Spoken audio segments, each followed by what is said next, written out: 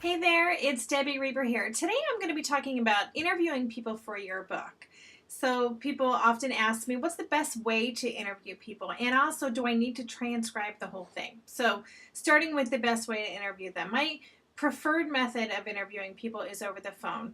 This is because asking people to interview them over email is a really quick way to get a no, because it takes a lot more time for them to say yes and to respond thoughtfully and write out their answers. So I'm a big fan of making it as easy as possible for people to say yes. And usually if I can say 15-minute phone conversation, and especially I email them the questions ahead of time so they know what they're in for. That really seems to get the best response when I'm trying to get interviewees. And then in terms of the interview itself, you want to record your interview so you always have it and you can refer back to it. And the way that I do this is I use a conference call system. So you could sign up with freeconferencecall.com, freeconferencing.com. There are a ton of them online. You just sign up, you'll get a number assigned to you, and then you ask the person you're interviewing to call into that line at whatever time you guys decide upon. And you can, very easily, with the click of two buttons on your keypad, record the conversation.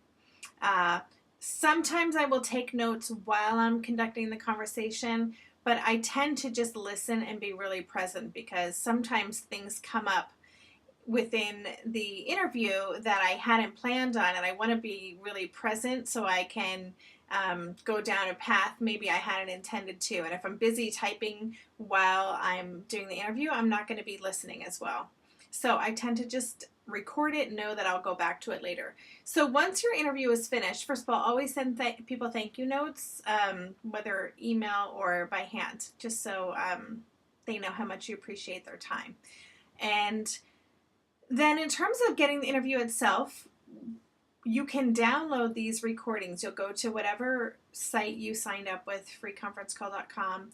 You can capture the recording and actually download it onto your computer. I download mine as an MP3, and then I can play it from iTunes. And then I transcribe the whole interview. Some people like to just kind of skip through and pull out the quotes they want. For me and my process, I like to have the entire conversation so I can pull bits and pieces that I want. I always like to be able to refer back to it later. And actually, I've used the raw transcripts from interviews as extra bonus material for books in the past. And in fact, with my book In Their Shoes, where I interviewed 50 women, I had 50 phone interviews. Well, a few of them were in person, but I had a lot of phone interviews. So I had all this raw content.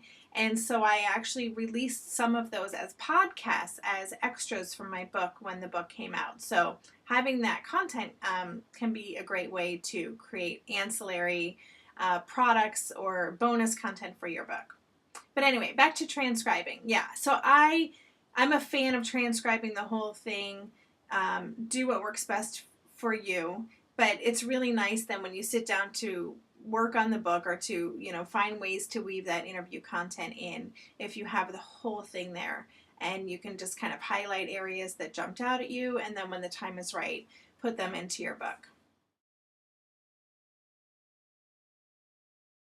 On tomorrow's book break, I'm going to be talking about permissions to use quotes from people, to use quotes from music, and anything else you might need permission for. Until then, bye.